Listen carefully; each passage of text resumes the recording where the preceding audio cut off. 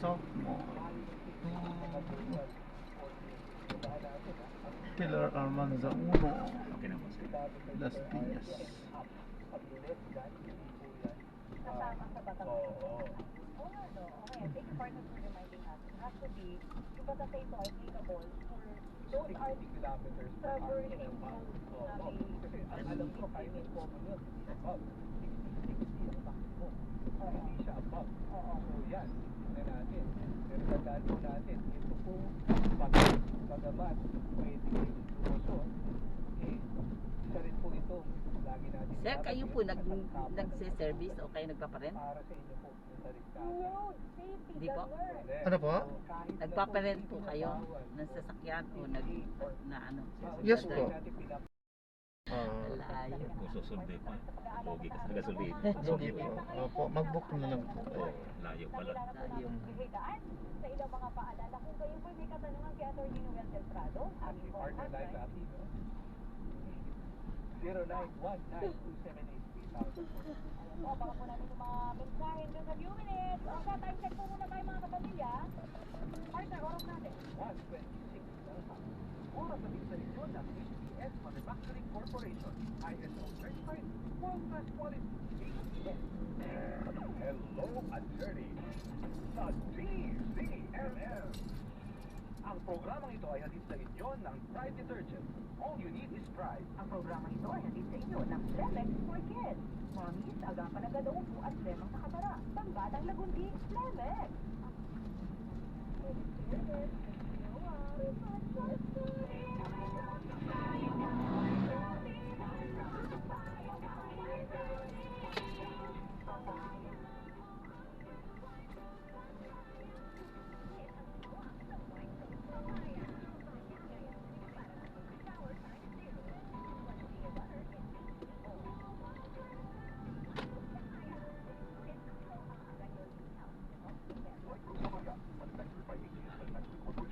Hindi na nga ginagawa.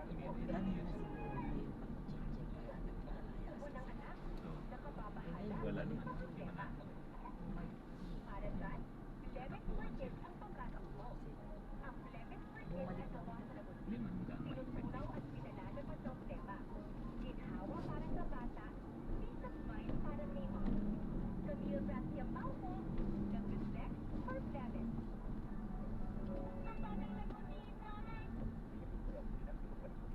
Sir, sa brown na gate lang sa kanan. Doon lang sa Doon po sa may likod ng motorcycle. Okay. Hello, attorney. Ang programang ito ay hatid sa inyo ng Pride Detergent. All you need is Pride. mataas po ang bangketa dyan. Baka masabi kayo sa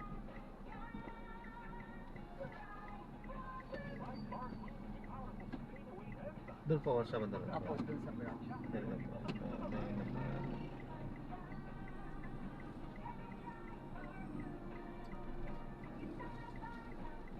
Kayo na po dito. Sir, salamat sir. Salamat din.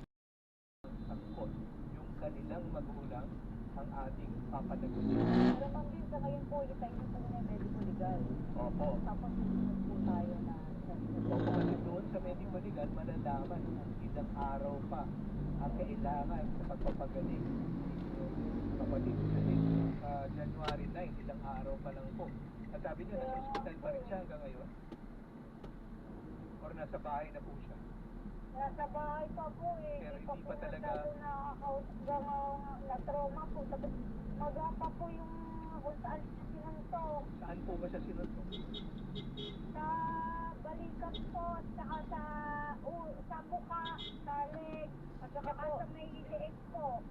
Gumamit po sila ng ano, gumamit po sila ng weapon. Ay, pinalo ba? Wala naman po. Wala po. Tinadyakan lang po. Gusto ko lang po ginawa sa kanya. Pwede, baka merong counseling na Yun nga ang dadagdag ko, partner, kasi tandaan natin, hindi lang natin dapat asikasuhin yung physical na kalusugan ng inyong kapatid, yung mental health po ng inyong kapatid, yung napakahalaga rin. Magtanong din po kayo sa ating lokal na pamahalaan kung meron po silang libreng mental health professionals na ma-refer po kayo. Pwede kayo magtanong dyan sa ating social services department ng inyong munisipyo o ng City Hall na nakasasako po sa inyo. At kung wala naman po, pwede rin kayo magtanong halimbawa sa ating mga government hospitals. Merong programa ang DOH para sa mental health. Pwede rin po kayong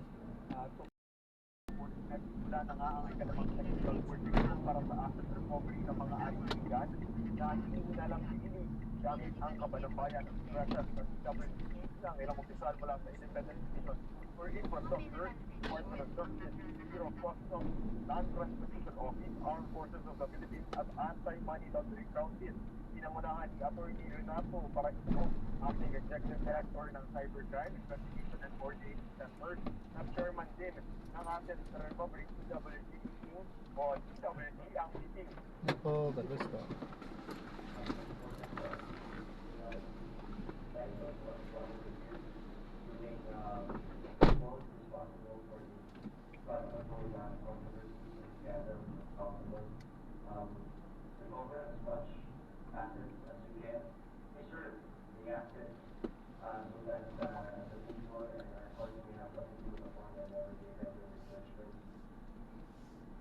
Muling nasagawa ng interagency meeting ang Asset Recovery CWC noong December 16, 2025.